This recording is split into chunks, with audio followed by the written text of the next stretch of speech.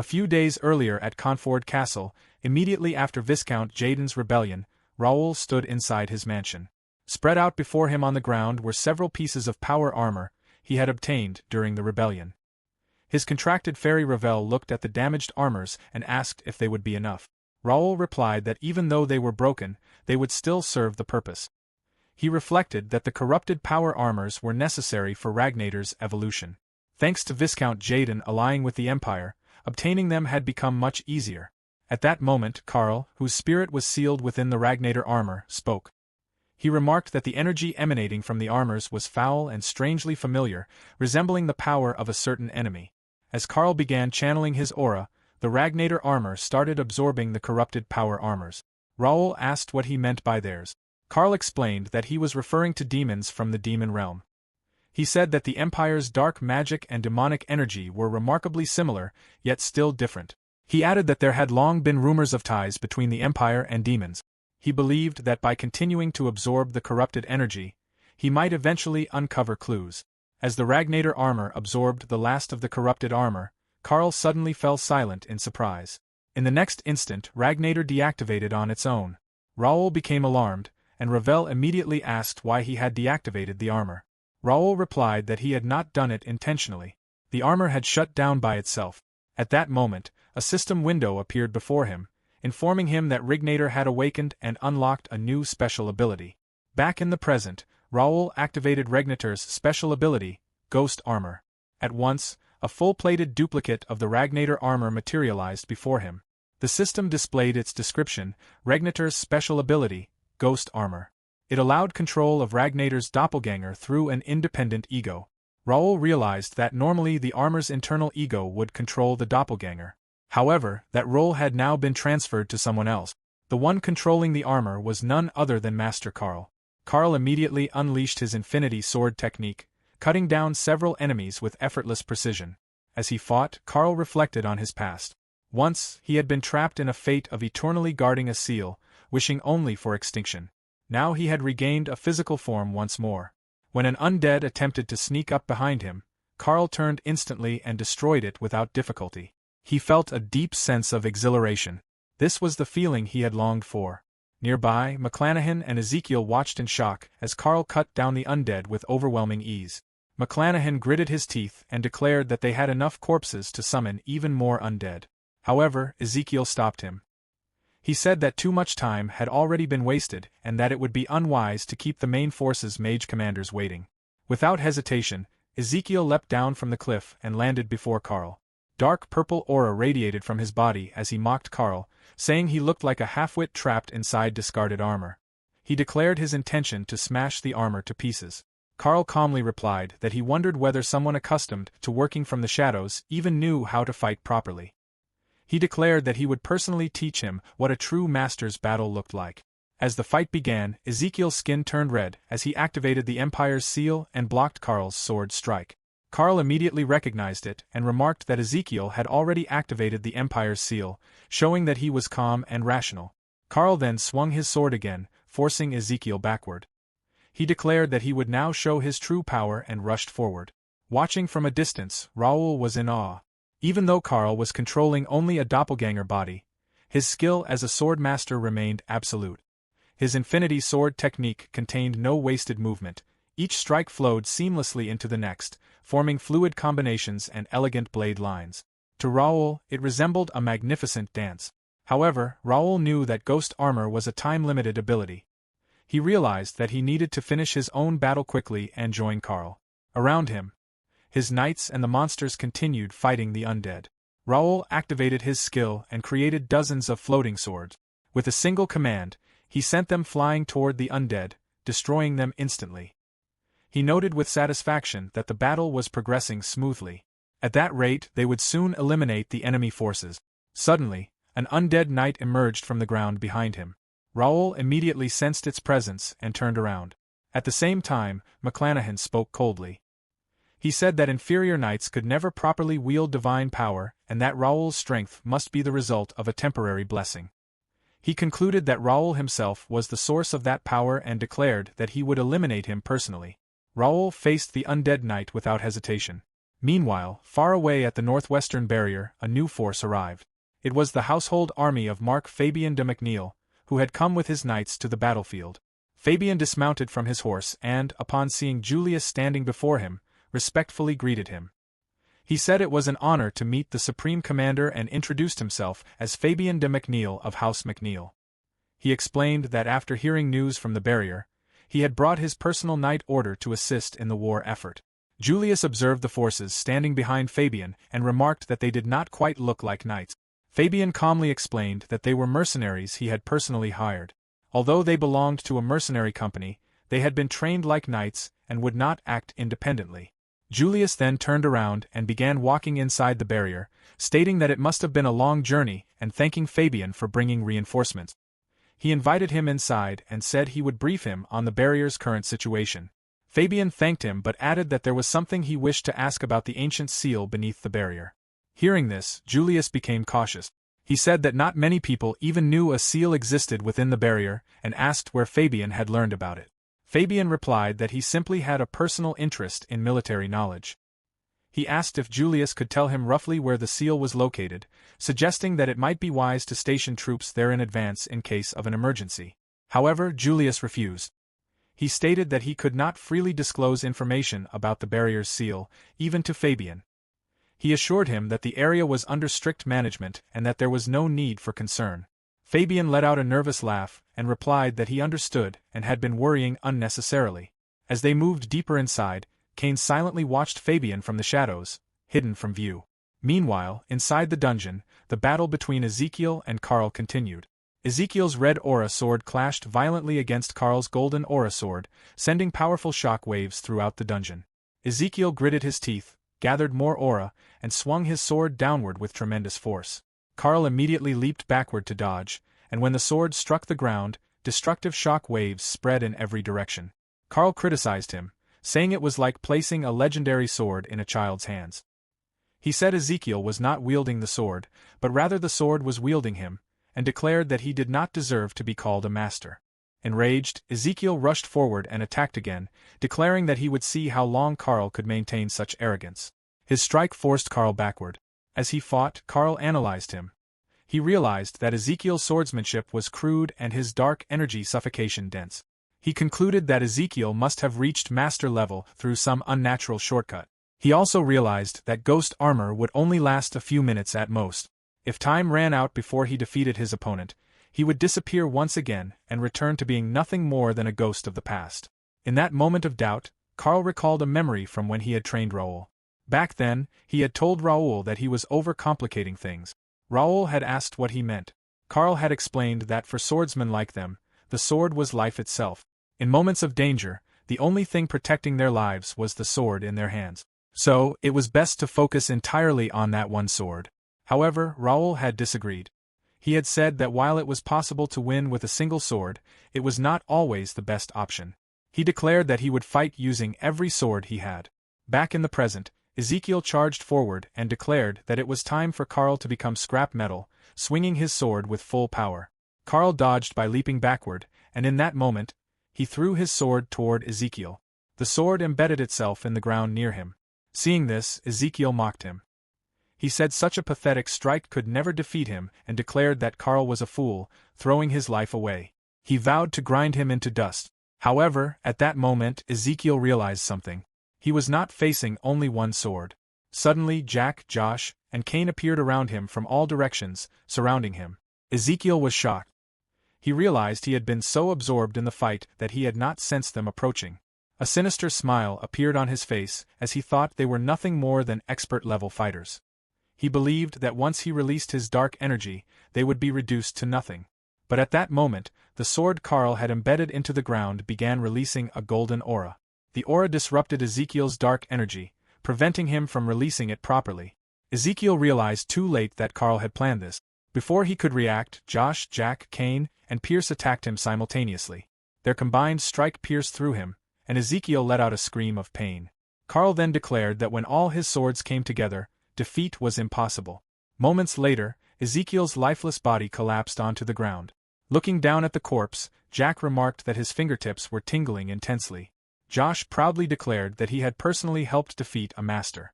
However, Pierce warned everyone to stay alert, reminding them that the gate had not yet closed and that they needed to hold their position until their master completely sealed it. Meanwhile, elsewhere on the battlefield, Raul continued fighting against the undead knight. The undead knight swung its weapon and launched an aura slash toward Raul. Seeing the attack, Raul leaped into the air and dodged it. While still airborne, he counterattacked by swinging his sword and releasing an aura slash toward the undead knight. However, the undead knight calmly raised its arm and blocked the attack. Seeing this, Raul was surprised and realized that the area buffs and ghost armor activation had drained much of his divine power because his attacks were no longer effective. Raul immediately ordered Revel to use all the magic stones in his inventory to recharge his divine power. Revel acknowledged his command and quickly used the magic stones, restoring his divine power. Nearby, Necromancer McClanahan sensed Raul's restored strength and muttered nervously that Raul still had that much power left. Realizing he had no choice, he decided to use that method. He began chanting a spell, calling upon the knights who served death to rise and answer his call. In response, more undead soldiers emerged from the ground and surrounded Raul. Revel grew nervous and warned Raul that there was a limit to how long they could hold them off, especially against a master-level necromancer. Raul calmly replied that there was only one way to stop necromancy, by taking down the caster. The undead knight then thrust its sword into the ground and unleashed a wide-area attack directed at Raul. Shark bone spikes erupted from the earth and rushed toward him. Raul swung his ore-infused sword and shattered the spikes before they could reach him. He then ordered Revel to cast her spell, and she immediately cast Rage Wind, destroying several undead soldiers. Seeing this, the undead knight became flustered and summoned a spear, throwing it toward Revel at high speed. Raul reacted instantly and raised his sword to block it. But the impact caused his hand to tremble from the force. Raul realized that none of the enemies they had faced so far had noticed or targeted Revel directly. But this undead knight had immediately aimed for her. He understood that its instincts were extremely sharp, far beyond ordinary enemies. He quickly ordered Revel to focus on defense from now on. Revel was surprised and asked if that meant she would no longer be able to use proper area attacks. Raul explained that the undead knight was more dangerous than he had expected. It had targeted her at the exact moment she was vulnerable while casting. He knew it would continue targeting her whenever she was defenseless, so he could not allow any openings. Revel hesitated but agreed to support him defensively. However, she asked how they would reach the necromancer if they fought this way. Raul calmly replied that she did not need to worry because someone else had already figured it out and was heading there. At that moment, Lawrence appeared behind McClanahan and swung his sword in a surprise attack. However, McClanahan sensed him and dodged. The undead knight immediately tried to assist, but Raul used psychokinesis to create multiple floating swords that blocked its path. He declared that he would not allow it to interfere. McClanahan mocked Lawrence, pointing out that he had been too exhausted to even stand earlier, yet still dared to attack. He launched a spell at Lawrence, but Lawrence cut through it with his sword. Lawrence then mocked him in return, saying that McClanahan was clearly anxious because his undead army was trapped. Angered, McClanahan slammed his staff into the ground and declared that since it had come to this, no one would leave alive. Dark mana surged around him, forming skull-shaped manifestations that surrounded his body. He screamed in agony as the transformation began. A massive burst of energy erupted. Lawrence was shocked and could not understand what was happening. Raul, however, immediately recognized it as liquefaction. He understood that McClanahan was sacrificing his soul to become undead himself, gaining near-immortal vitality and forbidden dark magic in exchange for his humanity. Raul realized that the only way to stop him would be to destroy the vessel connected to his soul, which only I could detect. He knew he had to finish his current battle quickly and help Lawrence. As he destroyed another undead soldier, a system window suddenly appeared before him. Raul looked at it in confusion. The message stated that player Raul had reached level 100 and had qualified to challenge the realm. Raul shouted in frustration, unable to believe the timing. Before he could react further, another window appeared, announcing that he was entering the room of enlightenment. Suddenly, Raul lost consciousness and collapsed onto the ground. Seeing this, Revel panicked and desperately called out to him. Meanwhile, McClanahan's spell transformed into a massive area attack that struck the nearby dungeon monsters and began absorbing their life force. At the same time, the undead knight raised its sword and attempted to strike Raul, who lay unconscious on the ground. Seeing this, Revel immediately cast a barrier spell to block the attack. The undead knight's sword collided with Ravel's barrier, producing a heavy impact. Pierce noticed Raul lying motionless and realized something was wrong with his master.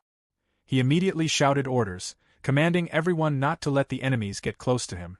The knights quickly gathered around Raul and began cutting down the undead soldiers that approached. The undead knight continued attacking the barrier with relentless force.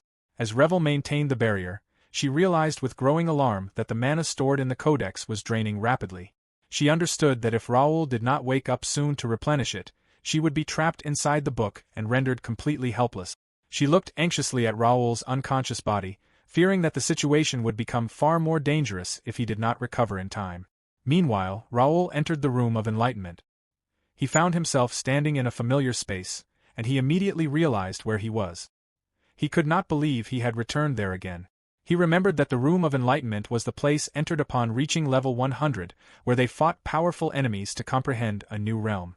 He had experienced this place once before in his previous life.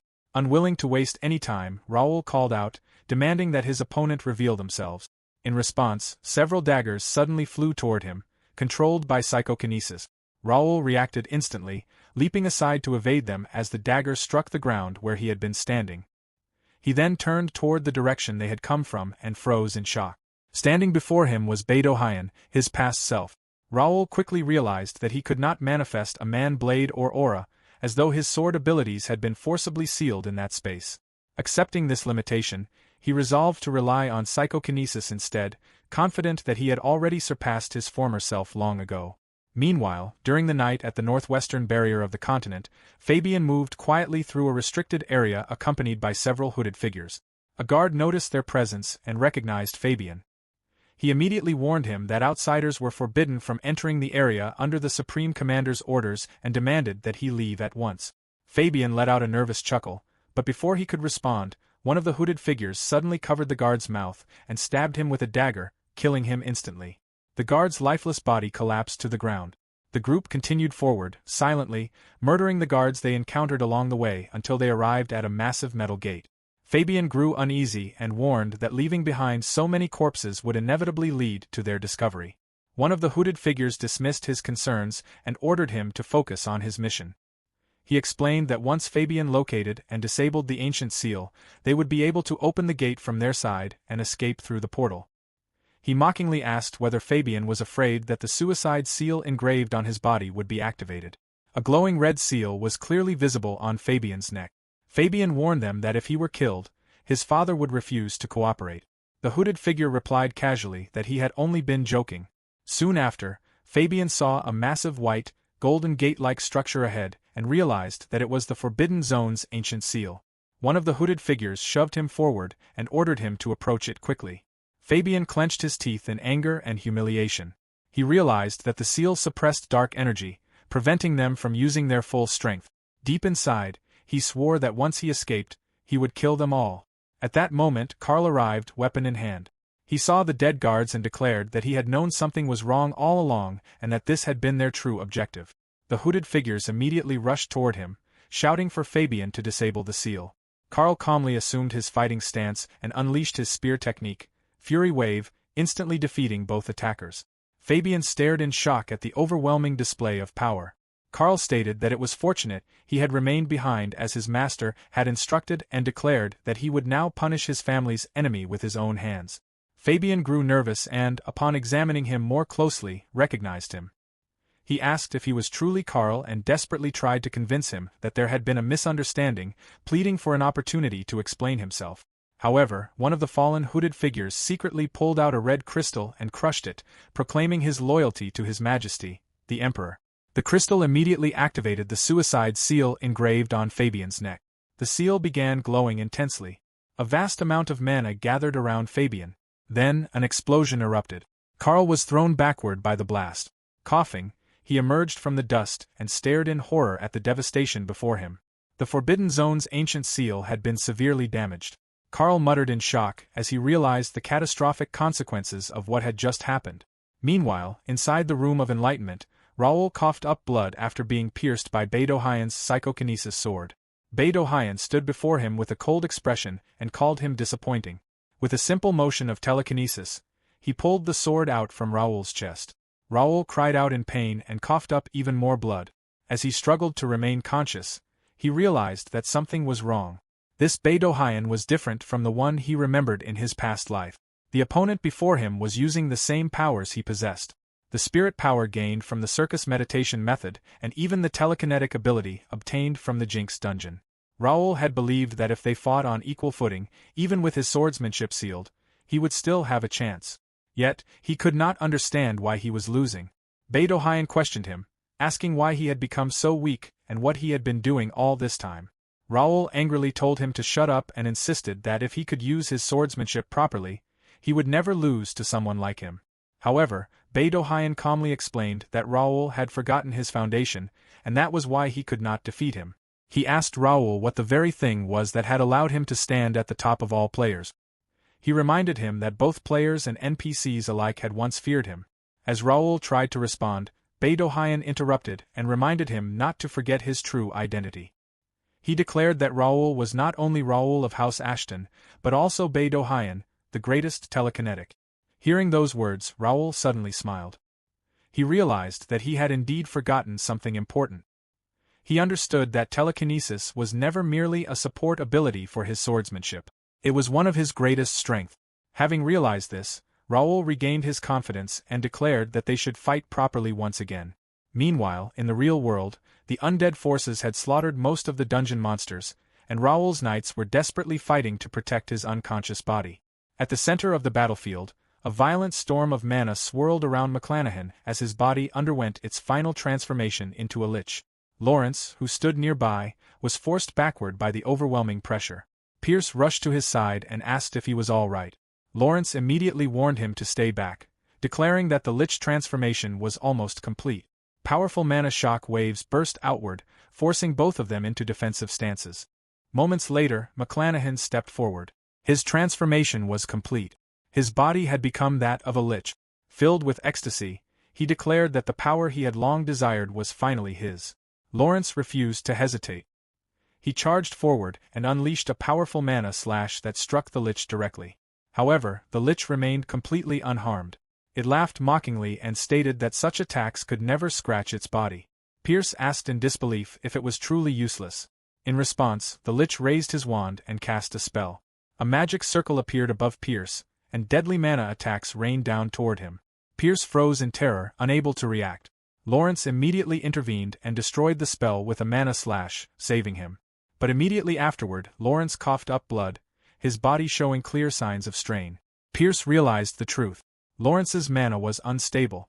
His recovery could not keep up with his consumption. If he continued, his body would collapse.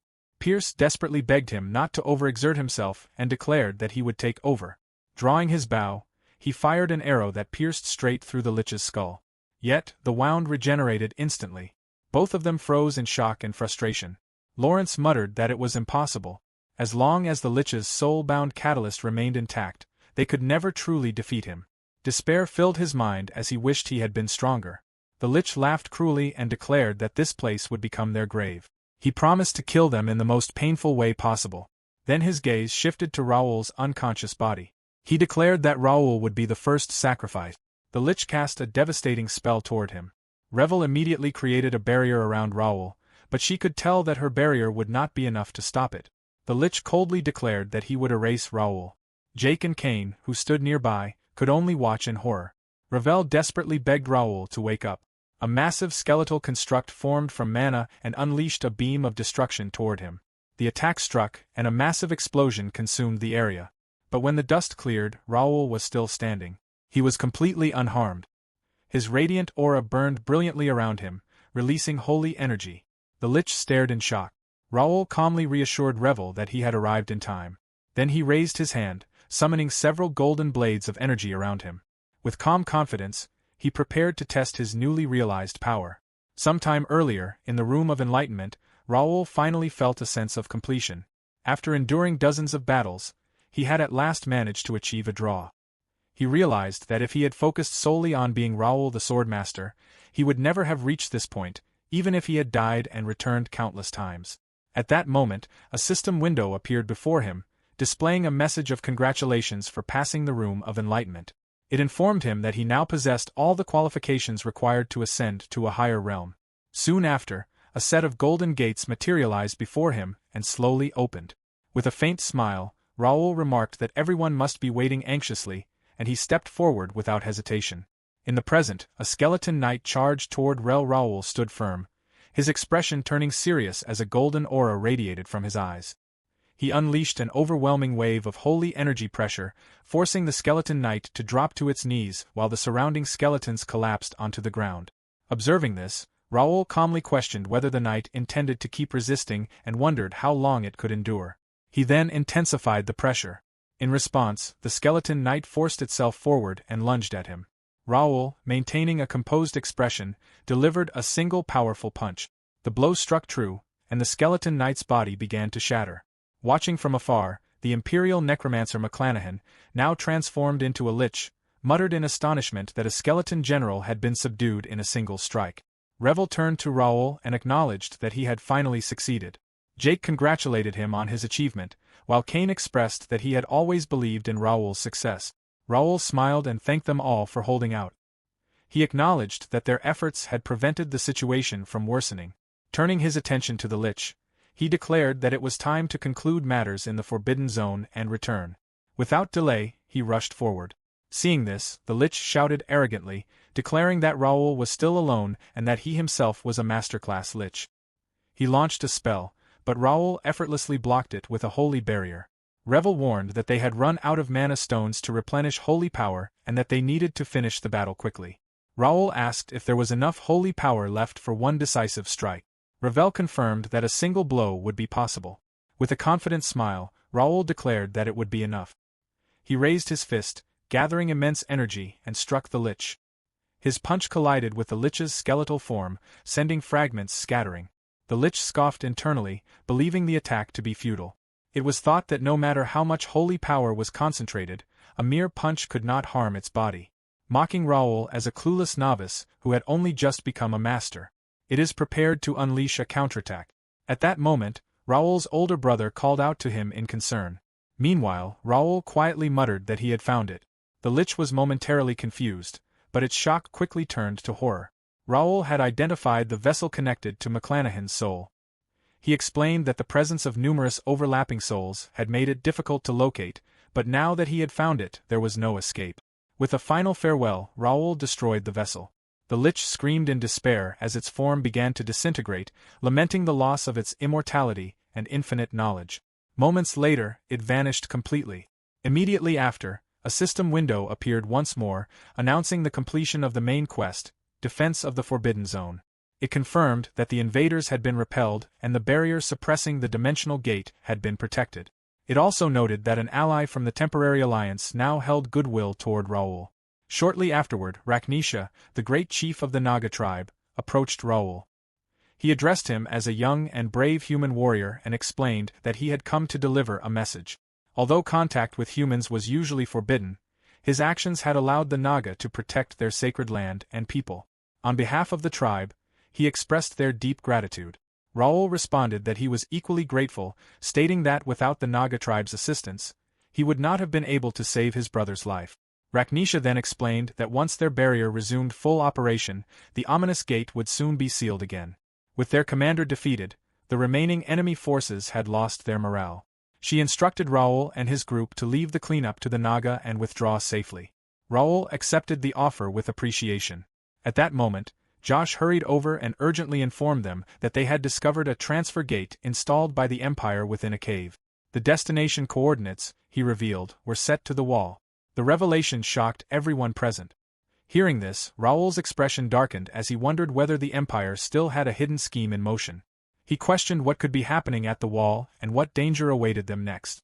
A short while later, Raul and his group arrived in front of the transfer gate. Josh confirmed that the destination was definitely near the wall, adding that they had been receiving continuous signals for some time. He then asked Raul what their next course of action should be. Raul fell into thought, considering the Empire's strategy. He reasoned that they would not have launched simultaneous attacks and set up a transfer gate in only one location. Something significant must have already occurred at the wall. In the worst-case scenario, they might even have to seal the passage to the Forbidden Zone. He then addressed Josh, explaining that if the situation at the wall was worse than expected, they might not be able to return and could end up trapped in the Forbidden Zone. Although using a gate created by the Empire was risky and unpleasant, understanding the situation at the wall took priority. As silence settled over the group, Raul made the final decision. He declared that they would use the Empire's transfer gate and head straight to the wall. Meanwhile, at the wall, chaos reigned. Waves of monsters overwhelmed the defending knights. Deputy Commander Hensley shouted orders, commanding everyone to hold their positions to the very end. He made it clear that the wall must never be breached. At that moment, a scout rushed in and reported that a massive horde of magical beasts, along with Imperial forces waiting in the south, had been spotted. Hearing this, Hensley immediately ordered the redeployment of archers from the front lines toward the city. He insisted that their position must be held at all costs.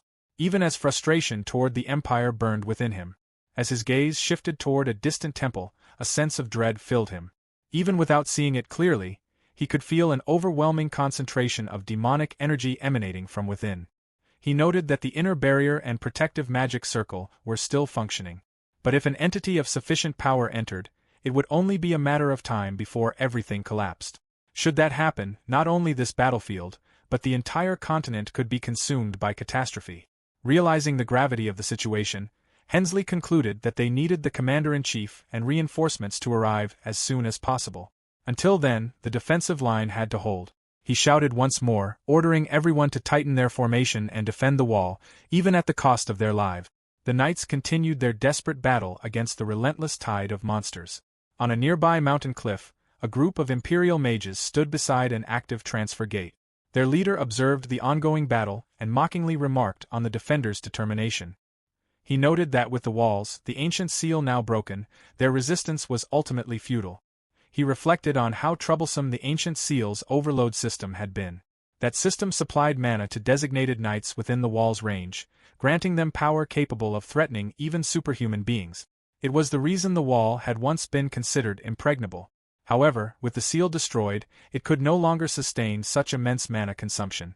With their final hidden card in play, the wall's fall was inevitable. Turning to a junior mage, the leader asked whether there had been any response from the teleportation circle. The junior replied that it remained silent for now. The leader concluded that once they summoned the undead and demon forces prepared by McClanahan, a full-scale assault could bring the wall down within a single day. At that moment, the junior mage reported that a signal had finally been received. The leader immediately ordered the transfer to begin. Laughing, he declared that the special unit had completed its mission and called forth the loyal soldiers of the Emperor, proclaiming that the long-awaited slaughter was about to begin. Before he could finish speaking, his body was split vertically down the center. Jake had struck him down instantly. At the same time, the remaining mages were swiftly eliminated by Cain, both of whom had emerged from the transfer gate. Jake glanced toward the distant temple and questioned what kind of madness they were dealing with. Raul soon stepped out from the gate as well. The moment his eyes fell upon the temple, his expression tightened with unease.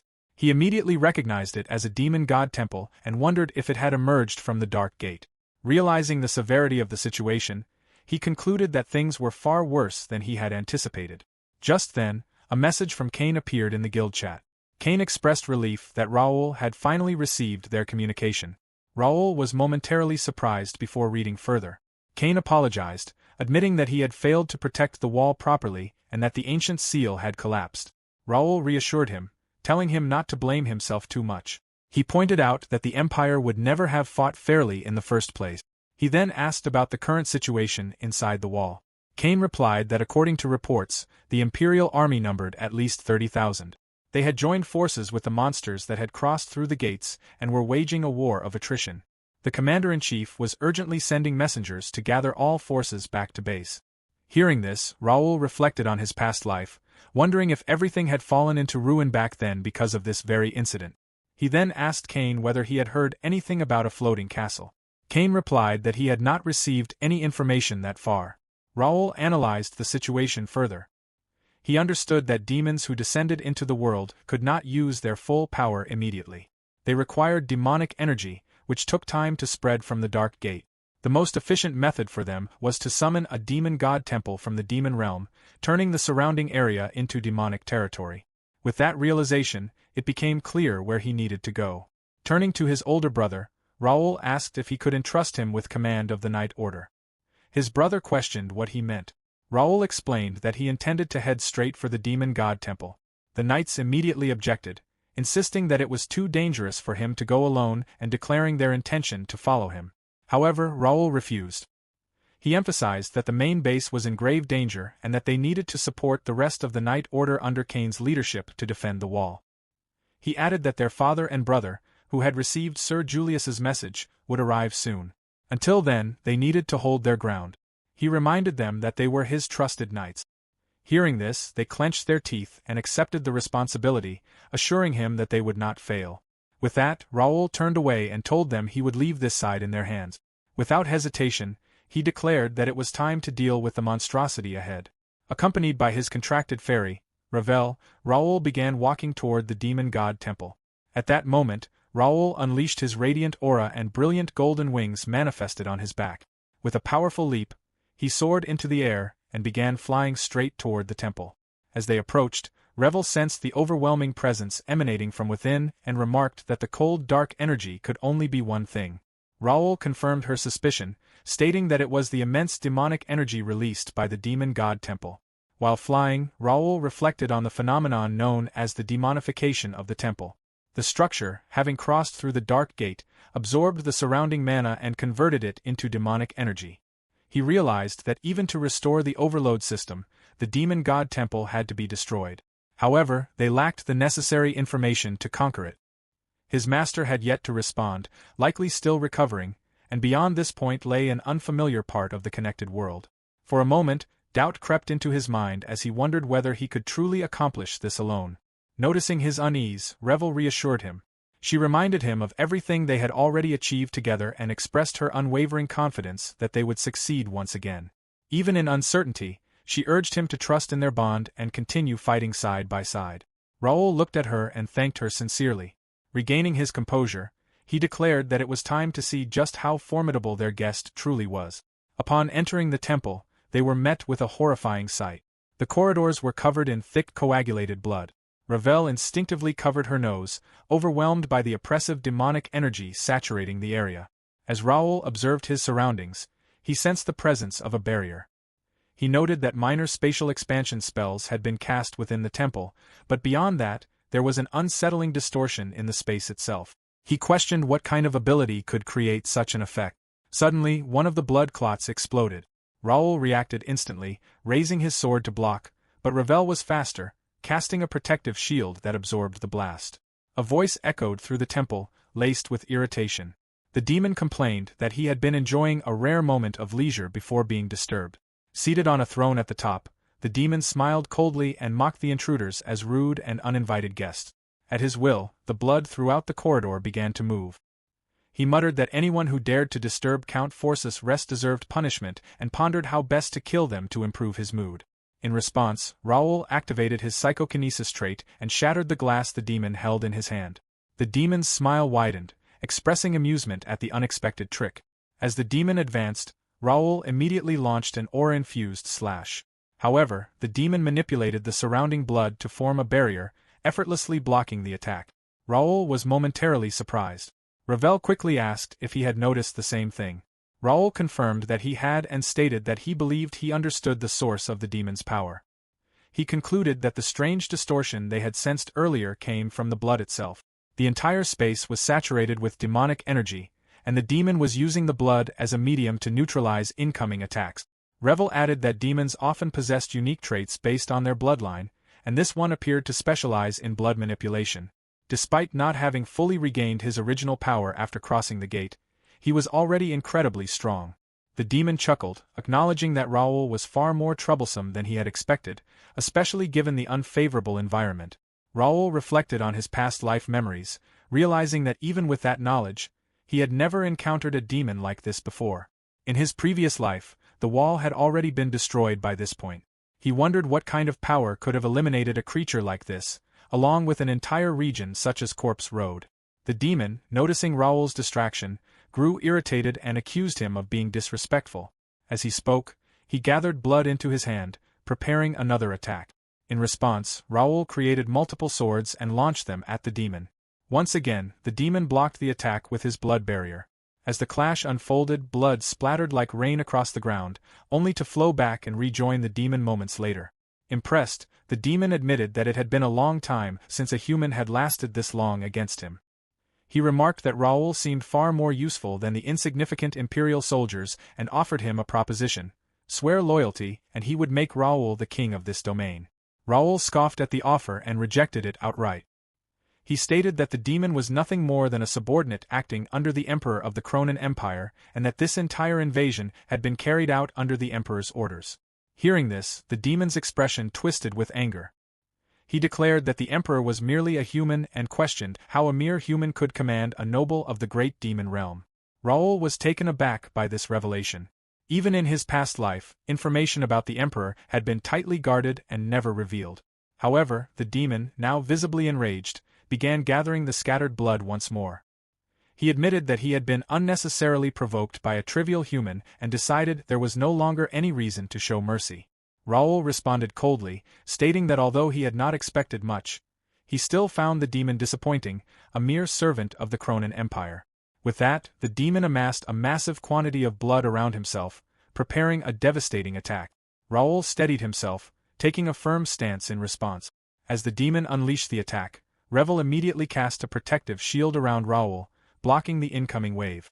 In that tense moment, Raul realized that a single mistake would mean death. Victory would belong to whoever seized the decisive opportunity in the final instant. Outside the temple, a lone mage floated silently in the air, observing the battle within.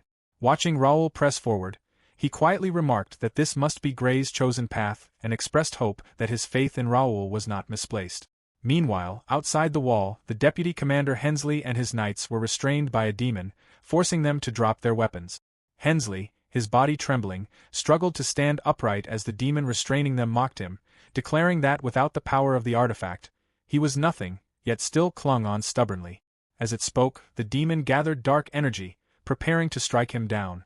The knights called out to Hensley in alarm, but the demon launched its attack, proclaiming that he should become an offering for the demon god. Hensley shut his eyes in frustration, convinced that they had failed to hold out until reinforcements arrived, and silently apologized to his commander-in-chief. Just before the attack could reach him, Lawrence appeared and intercepted it, swinging his aura sword to block the strike. Hensley realized that Lawrence had arrived in time. Without hesitation, Lawrence issued an order to the first knight to hold the defensive line. Jake, Josh, Pierce, and Kane immediately assumed their respective fighting stances. Lawrence stepped forward, taking his own stance as he declared that the enemy would not take a single step inside. The demon army responded with snarls, baring their teeth as they growled menacingly. Meanwhile, inside the temple, Raul was locked in battle against the noble demon. When Raul struck with his aura sword, the demon blocked it with a barrier. The barrier, though seemingly solid, shifted into blood upon contact and attempted to swallow the blade. Reacting instantly, Raul leapt backward to avoid it. He found the situation strange. Realizing that no matter how much he focused, his aura continued to scatter. Before he could finish the thought, Raul interrupted, explaining that she had analyzed the barrier through the system. It was formed by compressing demonic energy using blood as a medium, and its structure matched the strength of Raul's aura. Upon contact, it appeared to absorb the aura. Raul pointed out that in reality, both energies burned away together. Raul warned him that even so, continuing to waste his aura was dangerous. The entire temple was filled with blood infused with demonic energy, allowing the demon's barrier to regenerate endlessly.